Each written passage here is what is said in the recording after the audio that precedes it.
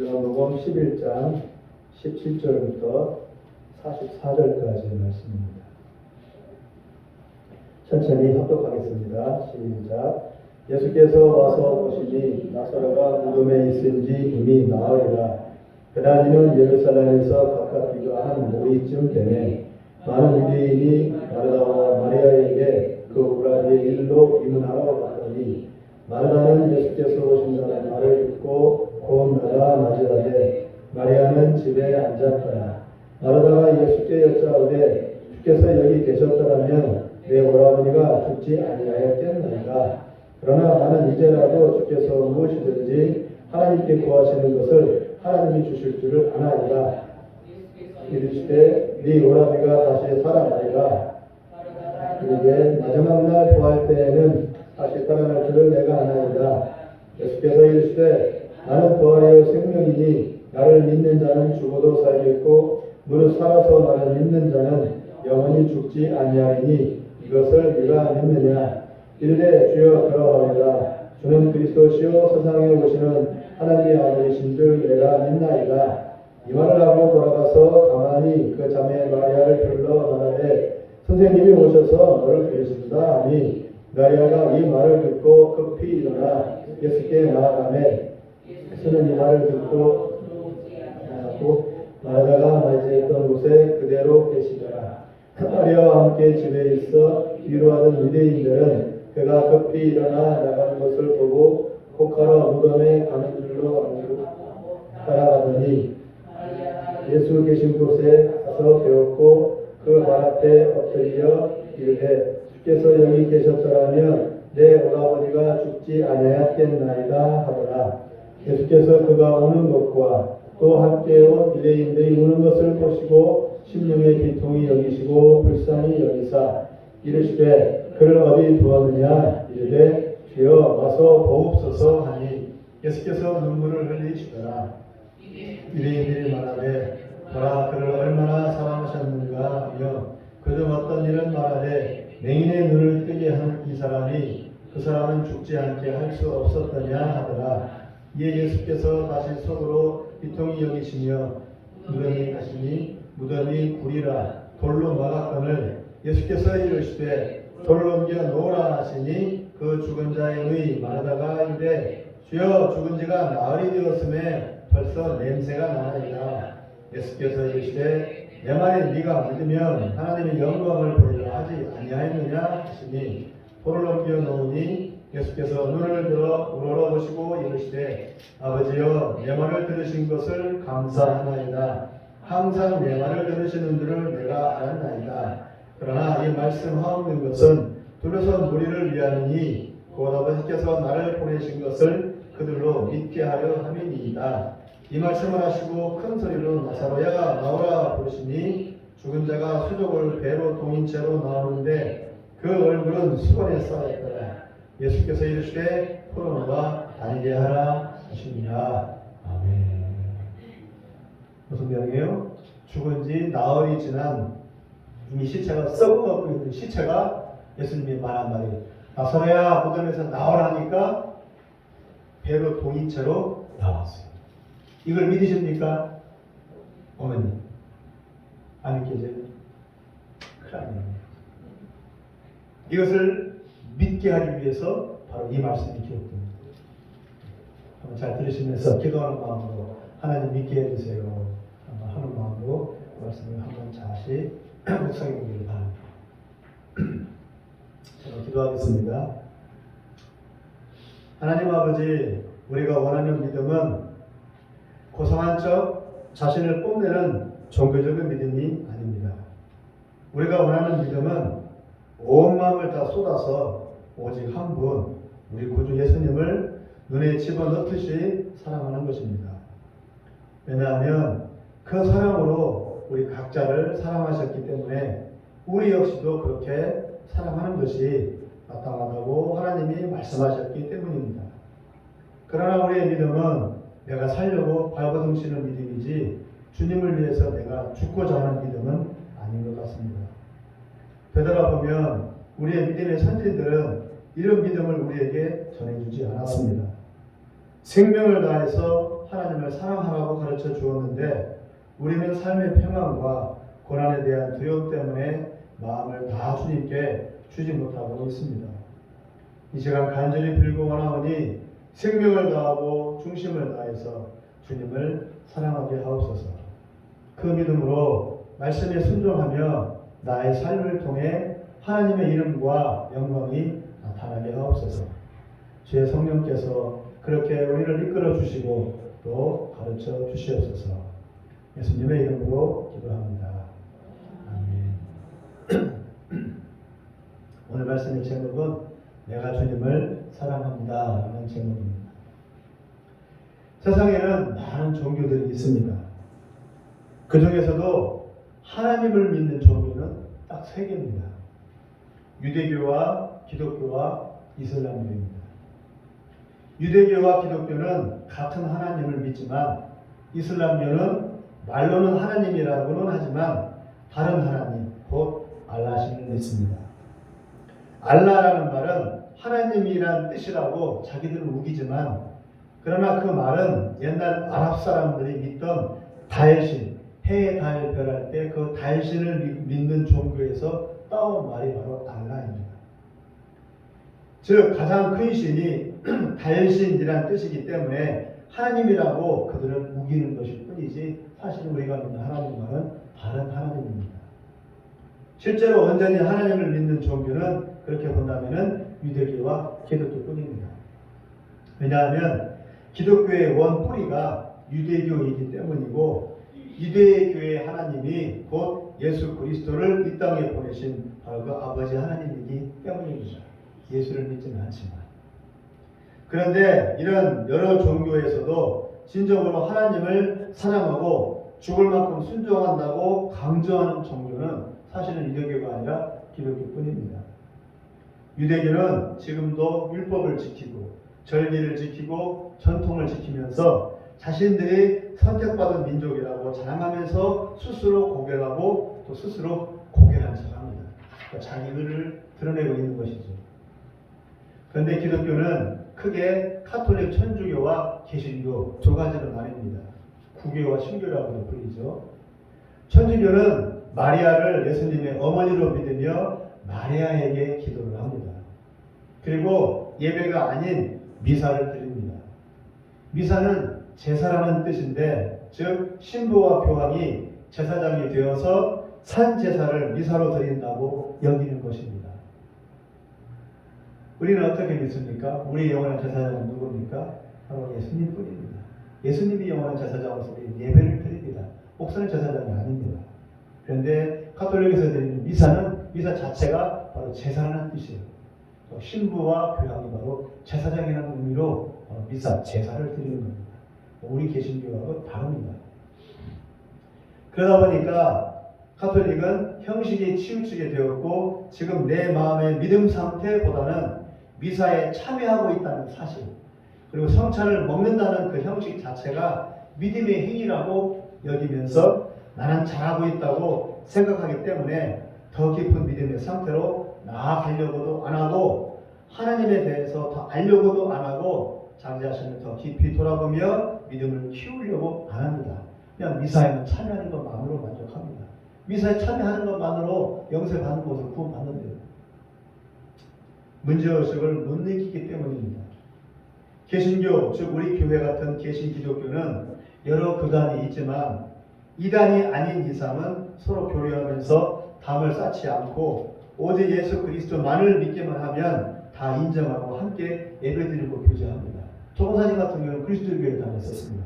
저는 사실 침례를 받았거든요. 장로기 세례를 받은 게 아니고 저는 고등학교 때 침례를 받았어요.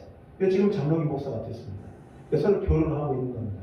은희는 또 감리교 가서 부흥회 가서 은혜를 받고 어떤 이들은 장로교, 감리교, 침례교, 순도원 교단들이 서로를 인정하지 않고 서로 싸운다고 오해를 합니다. 근데 김정은 선생님이 그렇게 말을 하더라고요. 교단 간에 서로 교통을 한다. 그건 잘못하는 거예요. 우리 교통을 합니다. 얼마든지 교통을 합니다. 그런 일은 이제까지 한 번도 없었어요. 싸운 일은. 싸울 필요가 없습니다. 교단끼리.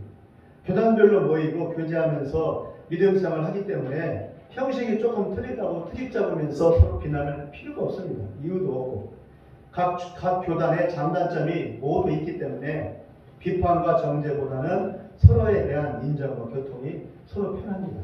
그래서 인정을 합니다.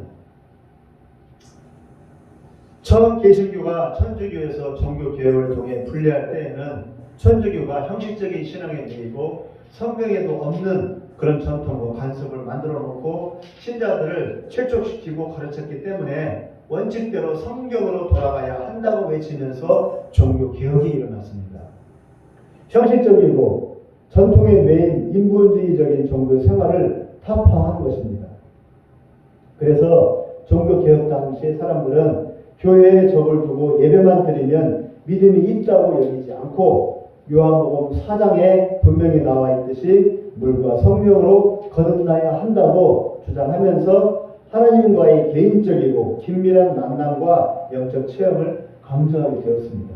그래서 개신교가 만들어진 겁니다. 그러다가 종교개혁에 참여하지 않고 천주교와 우리 개신교 중간에 있는 또 한 파가 있었어요. 천주교도 아니고 개신교도 아닌 바로 독립적으로 존재하는 제세례파가 있었습니다. 아나바티스트라고 하죠. 제침례파들의 성령운동의 영향을 받아 성령 체험과 은사 체험 등이 교회 내로 차츰차츰 들어오게 되었어요.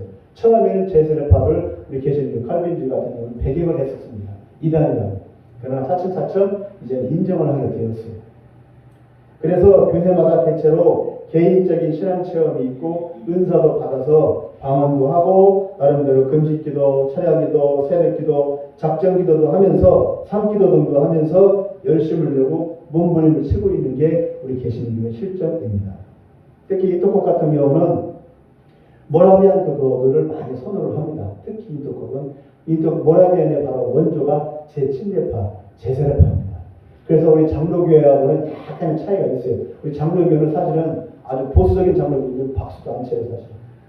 근데 순복음에서 박수 열심히 치고 부흥에서 다 치다 보니까 장로교도 박수를 치는데 이도금은 더 하죠. 그래서 이제 그쪽 계통을 순복음 계통이라고 할 수가 있죠. 많이 좀 그쪽으로 갔는데 그래도 불구하고 상관없습니다. 지금 다 초계파하고 있기 때문에.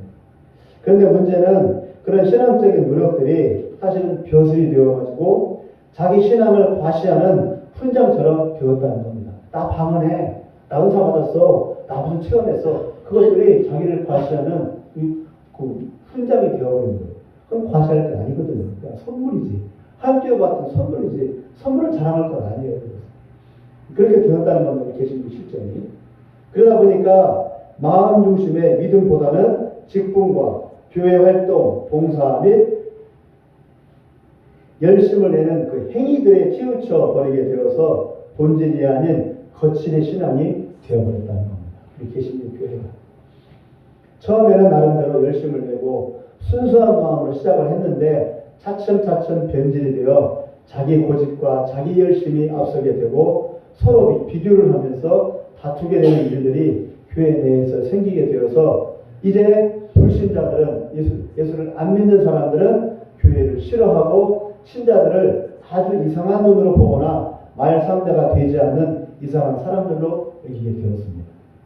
그래서 교회에 대한 비판과 기독교에 대한 반감이 이 사회에 가득하게 되어 복음이 퍼져나가지 못하고 전도와 선교가 막혀서 믿는 이들도 자신감을 잃고 서서히 교회를 떠나가는 그런 상황이 되어버렸습니다.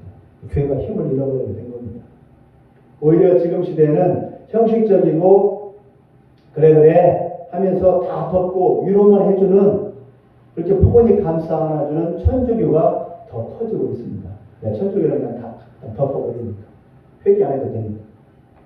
그들은 말합니다.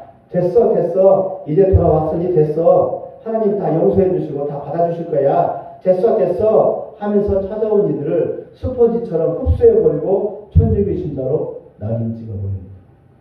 이게 카톨릭입니다. 카톨릭은 지금 붐입니다. 왜 그렇게 되었을까요, 교회가? 왜 교회가 힘을 잃고 중심이 흔들린 채 세상에 영향력을 끼치기는커녕 찬밥 신세가 되어버렸을까요? 오늘 본문을 살펴보면서 그 해답을 얻기를 바랍니다.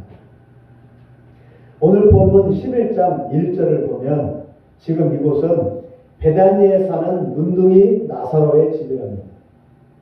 나사로가 병이 들어서 이제 곧 죽게 되었다고 연락이 오자 예수님은 제자들을 데리고 베다니에 있는 나사로의 집에 가려고 했습니다. 나사로에게는 마르다와 마리아라는 두 여동생이 함께 살았고, 불행하게도 베다니라는 이름은 뜻은 슬픔의 집이라는 뜻의 뜻처럼 문둥이들과 창녀들이 모여서는 아주 가난하고 불행한 곳이 바로 베다니였습니다. 세상 사람들로부터 멸시받고 소외받고 내쳐진 이들이 함께 어울려 사는 곳이 베다니라는 마을입니다. 왜 문둥이들과 창녀들이 함께 살까요? 무슨 관계가 있는 겁니까? 신학자들에 의하면 그 당시 그 지역에는 문둥이들이 많았고, 문둥병이 생긴 집안은 동네에서 추방당하고 그 가족들도 쫓겨났답니다. 그 동네에서. 특히 남자 어른이 문둥병이 들면 남은 여자들은 돈벌이를 할 수가 없어서, 여자들은 돈벌이를 할 수가 없어요. 그 당시에는. 그러면 몸을 팔아서 생계를 유지하게 됩니다.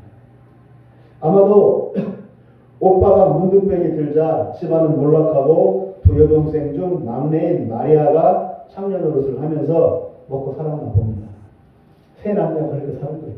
얼마나 비쌉니까? 오빠는 문둥병, 막내 여동생은 창녀 노릇하면서 겨우 끼니를 떼어가며 살게 됩니다. 오빠는 문둥병 환자, 막내 여동생은 창녀, 달랑 세 남매가 서로를 의지하면서 겨우 목숨을 부지하고 있던 중에 이제 오빠가 문둥병이 악화되어서 죽게 된 겁니다.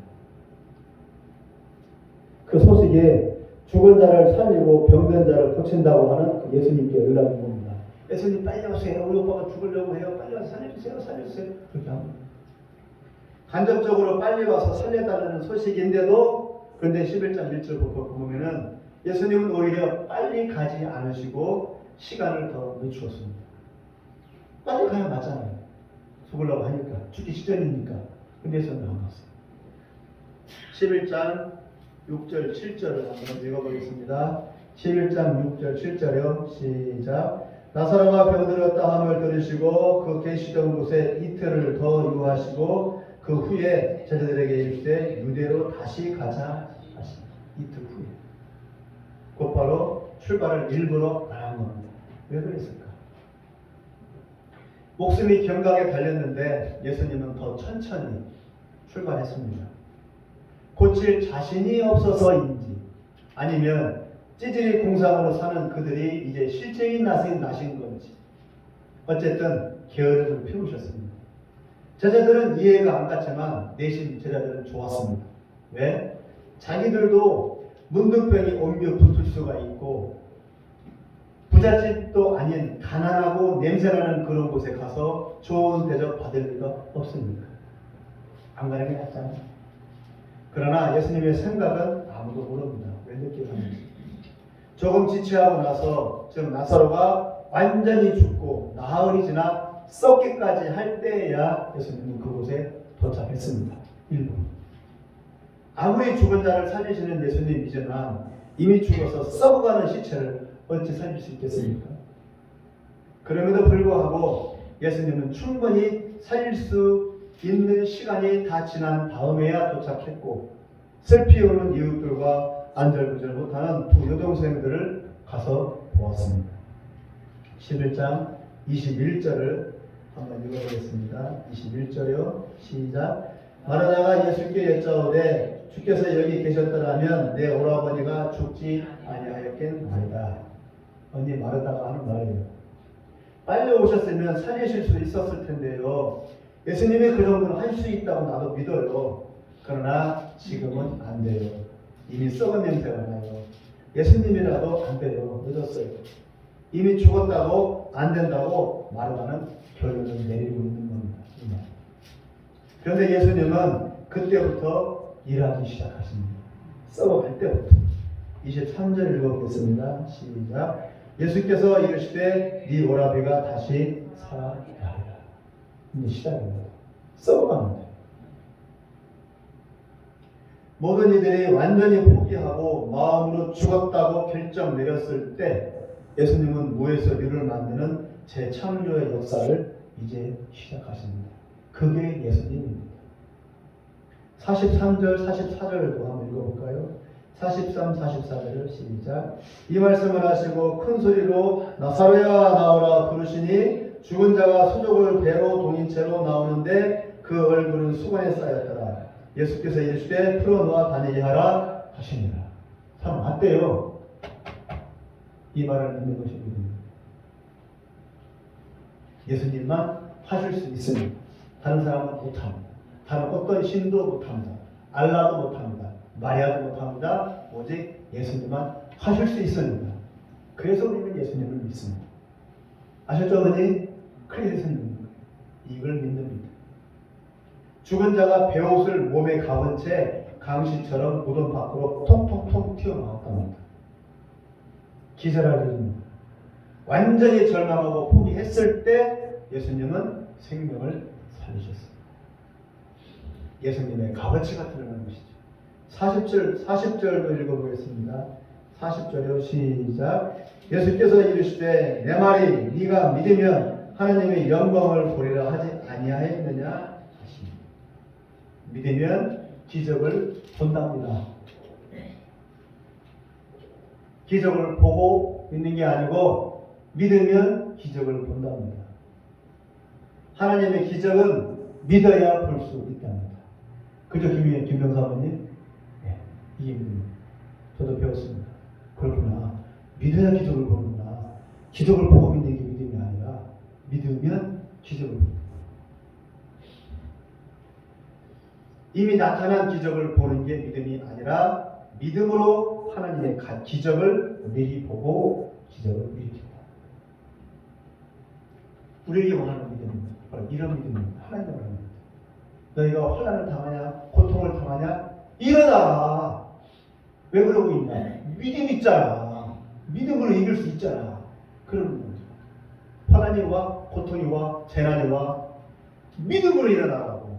그래서 우리에게 믿음을 주신 겁니다. 믿음.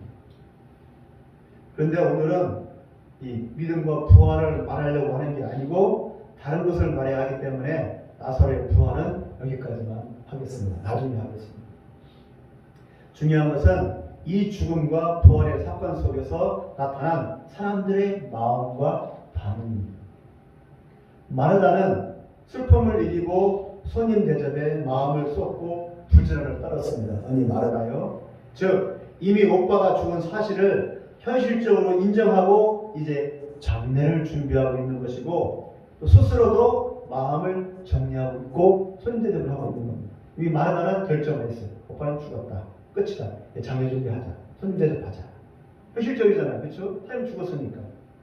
계속 보세요. 냉철하고 현실적이고 합리적입니다. 산 사람은 살아야지 하니까요. 죽은 사람은 어쩔 수 없잖아. 죽었으니까 이제 어쩌겠어. 장례 치르면 되잖아. 산 사람은 살아야지. 매우 상식적이고 일반적이죠. 바꿔 말하면 죽음을 끌어안고 사는 삶입니다. 죽음을 당연히 인정하고 사는 삶. 하나님이 우리에게 원하는 믿음은 이런 믿음 아닙니다. 죽음을 당연히 끌어안고 사는 삶 아닙니다. 죽음은 우리에게 없습니다. 언젠가는 죽어. 죽으면 그 다음은 몰라 하고 포기한 채 사는 이게 마르다의 믿음. 두 번째, 이웃사람들입니다. 끈끈한 정으로 모두 함께 슬퍼해 줍니다. 울어줍니다.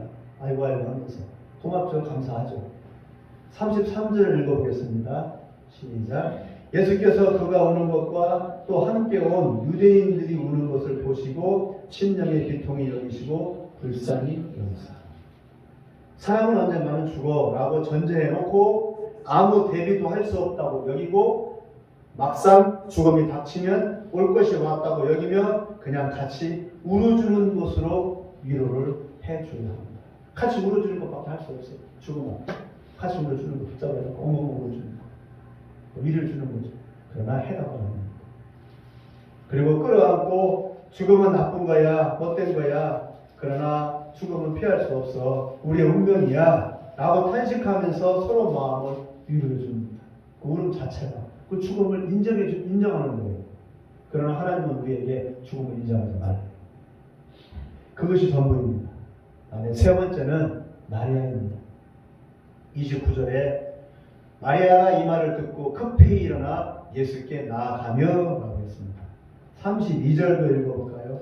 시작. 마리아가 예수 계신 곳에 가서 배웠고 그 발 앞에 엎드려 이르되 주께서 여기 계셨더라면 내 오라버니가 죽지 아니하였겠나이다 하더라. 마르다의 고백과 약간 틀려요. 마르다의 고백과 마리아의 고백이. 오빠가 죽은 사실을 인정해요. 늦게 왔다는 것을 인정해요. 그러나 억양이 틀려요. 잘 살펴보시기 바랍니다. 마리아 역시 죽음 앞에 울지만 예수님이 계셨더라면 안 죽었을 거라고 말을 합니다. 그러나 마리아 역시 지금은 시체가 썩고 있는 중이니 끝났습니다 라고 푸념하고 있는 것입니다. 살려주세요. 썩어서 냄새가 나도 예수님은 하실 수 있잖아요 라고 말하지 못했습니다. 마리아는. 대신 마리아는 죽은 오빠의 시체 앞에서 예수님을 떠올립니다. 마르다나 마을 사람들은 이미 죽은 시체 앞에서 예수님조차도 잊어버렸습니다. 죽음이라는 존재 앞에서. 예수님은 죽음조차도 어찌할 수 없어요. 그렇게 이렇게 염두에 두고. 그러나 마리아는 죽음 앞에서 그래도 그나마 예수님을 떠올립니다. 그러나 마리아는 아쉬워하면서도 예수님께 속마음을 털어놓습니다. 그녀의 믿음이 여기까지일지라도 그래도 마르다와 동네 사람들의 마음보다는 그나마 낫습니다. 마리아는 비참하고 바닥 인생을 사는 여인입니다. 누구라고요? 참여라고. 타면서 언니하고 오빠를 너무 살렸다. 그녀가 죽은 오빠를 아쉬워하는 것은 다시 옛날을 그리워해서가 아니고 볼품없는 자신의 처지이지만 오빠를 사랑했기 때문입니다. 이제 문둥이가 죽었으니 집안의 우원덩어리가 사라진 것입니다. 어찌 보면 잘 죽은 겁니다. 잘 죽었죠. 어차피 문둥이 죽는 병이니까 일찍 죽는 게 낫지 뭐. 산 사람은 살아야지 뭐. 그렇게 생각할 수 있어요. 어차피 죽을 건데 뭐 집안 망신이고 아무것도 돈벌이도 못하고 집안 망하게 한 병이니까 빨리 죽어 없어지는 게 차라리 잘 된 일이지 뭐 라고 마르다와 친척들과 동네 사람들은 마음 한켠에 이렇게 생각했는지도 모릅니다. 네, 마르다는 멀쩡하잖아요. 그러나 마리아에게 있어서 비록 창녀였지만 그리고 문둥이 오빠였지만 마음으로라도 의지할 이는 오빠였습니다. 문둥이라도 그녀에겐 좋았습니다. 자신 처지 역시 그에 묻지 않은 창녀였기 때문에 이제 살 수만 없잖아요. 어차피 생각하겠죠. 문둥이나 창녀. 그게 그거죠. 동병상련이죠. 어차피 정상으로 못 살 건데 뭐 이미 인생을 포기한 여인이기에 죽은 문둥이 오빠가 더 아쉬웠는지 모르겠습니다. 오빠처럼 가고 싶은데 그런 마음이 있는지 모르죠. 왜 혼자 갔어 오빠? 나도 데려가지. 그런 마음이 있는지 모르죠. 성경에는 없지만 찬송가에 나와요. 이 마리아가 다시 예수님이 십자가에 매달리고 죽으셔서 돌무덤에 묻혔을 때 그 무덤 앞에까지 찾아간 여인이 바로 이 마리아라고 찬송가에는 말하고 있습니다. 정황상 그럴 수 있다고 보여집니다. 정확하게 성경에 나오지 않지만 예수님께로부터 가장 많은 사랑을 받은 여인이기에 가장 최후까지 예수님의 시체를 지킨 이가 또 이 여인이라고 보여집니다. 오빠를 무덤에서 사랑한 걸 봤잖아요. 그런데 또 이 마리아는 예수님이 죽었지만 그 무덤 앞에 또 가 있는 거예요. 예수님을 사랑하지 않을까? 오빠가 살아났으니까 돌무덤을 열고 썩는 냄새 풀풀 흐르면서 오빠가 동네 칙칙 감고 나왔잖아요. 그런 것처럼 예수님 또한 죽었지만 무덤으로 나오지 않을까 하는 기대감 속에서 마리아는 또 오빠 말고 예수님이 묻힌 그 돌무덤 앞에 나와 있는 거죠. 그 심정으로 이 마리아가 그 마리아가 될 수 있다. 무슨 심정으로요? 오빠를 사랑했던 그 마음, 예수님을 사랑하는 그 마음, 똑같은 마음. 오늘 말하려는 건 그겁니다. 오빠를 사랑하는 그 마음으로 예수님을 말하는 사랑이기 때문에 사랑하는 믿음. 가장 내 비참한 처지에서 의지할 수 있는 그거에 대한 사랑입니다. 이 마리아보다 더 가까운 여인은 없습니다. 예수님, 부활하신 예수님 앞에. 요한복음 20장 16절에 보면 예수님의 시체를 찾는 이 마리아의 뒤에서 예수님은 마리아 하고 부르셨습니다. 네가 나를 사랑하는구나. 그 사랑이 진짜다.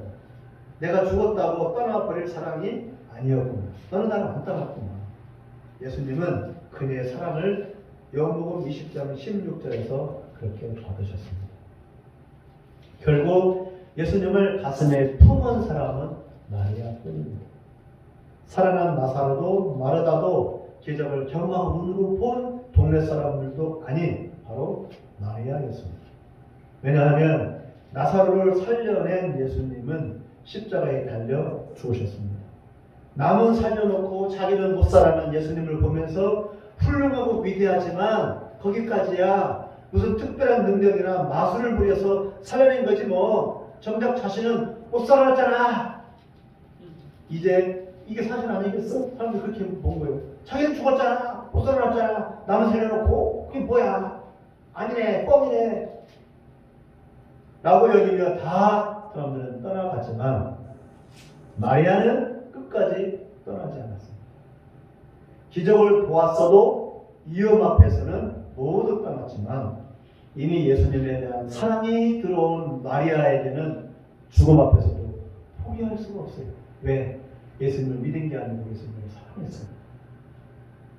가슴에 품었습니다. 죽어도 못 믿는 믿음. 이게 믿음이라고. 예수님을 사랑하는 믿음. 이것이 진짜 믿음이라고 저는 본문이 우리에게 말해주고 있는 것 같아요. 그래서 이 말씀을 택하고 말씀을 드리는 겁니다. 예수님을 사랑하면 예수님 죽어도 못 믿는 거예요. 예수님을 믿으면 조건도 믿음이니까. 죽으면 믿음은 사라집니다.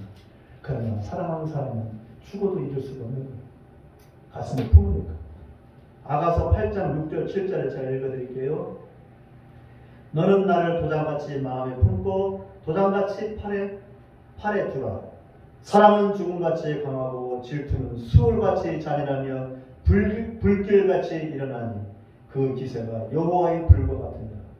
많은 불도 이 사람을 끄지 못하겠고 홍수라도 삼키지 못하니 사람이 그의 온 가산을 다 주고 사람과 바꾸려 할지라도 오히려 멸시를 받으리라.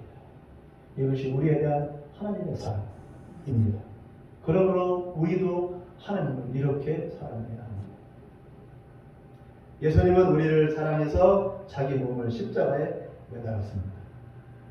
하나님은 우리를 사랑해서 금쪽 같은 자기 아들을 제물로 우리에게 던져 주었습니다. 그 사랑이 죽음보다 강하고 지옥보다 더 뜨겁답니다. 모든 이들이 죽음 앞에서는 다 죽은 목숨이지만 그러나 예수님의 사랑은 죽음을 던져버립니다.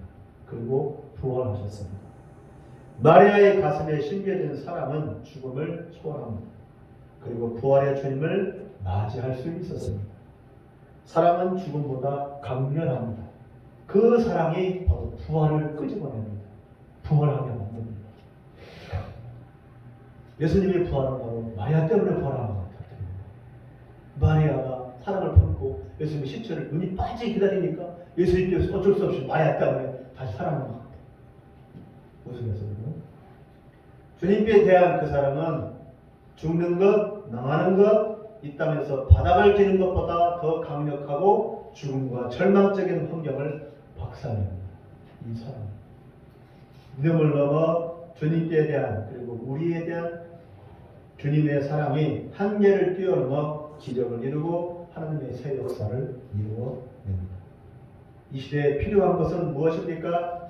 누구나 다 하는 믿음이 아니라 믿음 그 너머, 즉 사랑입니다.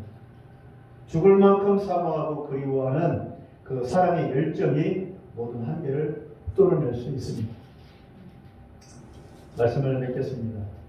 문둥이 나사로의 죽음 사건을 통해서 하나님은 우리에게 죽음의 한계를 이기는 믿음을 가지라고 말씀하시며 이 믿음은 오직 주님께 대한 사랑의 열정에서 나온다고 말씀합니다. 과연 얼마나 주님을 사랑합니까? 사랑은 자기를 부인하고 내 것 안 챙기고 상대방을 먼저 챙겨주는 것이 사랑입니다. 여전히 우리는 내 먹을 것 그리고 입을 것 내 가족 챙기기에만 몰두하고 있습니다. 하나님이 우리에게 원하시는 믿음은 아마도 자기를 드리고 자기 자식까지도 내어드리는 바로 그 믿음, 아브라함의 믿음인 것 같습니다. 이는 곧 하나님을 사랑해야만 가능한 믿음의 행위입니다. 그 아들 예수님을 겪어보지 않고서는 하나님을 사랑하기 어려울 겁니다. 예수님의 십자가, 죽음과 부활의 은혜를 맛보고 나아가 자기의 인생 과정에서 쓰디쓴 고난과 역경을 거치면서 자기를 돌아봐 주시고 사랑해 주시는 그 하나님의 손길을 많이 느낄수록 그 하나님을 더욱더 사랑할 수 있을 것입니다. 마리아는 밑바닥 인생 가운데에서 헤맬 때 찾아와 자기를 부르시고 안아주셨던 그 예수님을 경험했고 그 주님이 자신을 사랑하신다는 것을 온 마음과 온 몸으로 알았기 때문에 믿음을 지나 주님을 사랑하는 상태에 이르렀던 것 같습니다. 사랑하면 자기 자신을 내어줄 수 있습니다. 사랑하면 자기 목숨도 버릴 수 있습니다. 이 시대에 주님을 목숨처럼 사랑하는 그 열정이 필요합니다. 이 평안의 시대, 그러나 이 미혹의 시대, 그리고 이제 곧 오실 주님을 맞이해야 하는 이때에 목숨을 들여 주님을 사랑하는 믿음으로 더 깊어지기를 바랍니다. 세상을 사랑하는 마음보다 100배 더 주님을 사랑하는 은혜가 우리 모두에게 부어지기를 간절히 기원합니다. 기도합니다. 하나님 아버지, 오늘 말씀을 통해서 나라도 아니고 동네 사람도 아니고 기적적으로 다시 살아난 나사로도 아니라 그것을 다 지켜보면서도 그 마음 가운데 예수님을 그 가슴에 마음을 품은 마리아가 주님을 사랑했다는 것을 보게 됩니다. 그 믿음을 우리에게 원하십니다. 이 마지막 때 주님께서 원하시는 믿음은 환난조차도 어려움조차도 결코 우리를 어찌할 수 없는 그 사랑의 열망에 휩쓸리고 그 사랑의 열정에 참으로 우리가 함몰되어 버린 바로 그 사랑의 열정에 휩쓸린 그 믿음을 우리에게 원하시는 것 같습니다. 그 믿음이어야 환난을 이길 수 있고 나자신의 한계를 극복할 수 있을 것이기 때문입니다.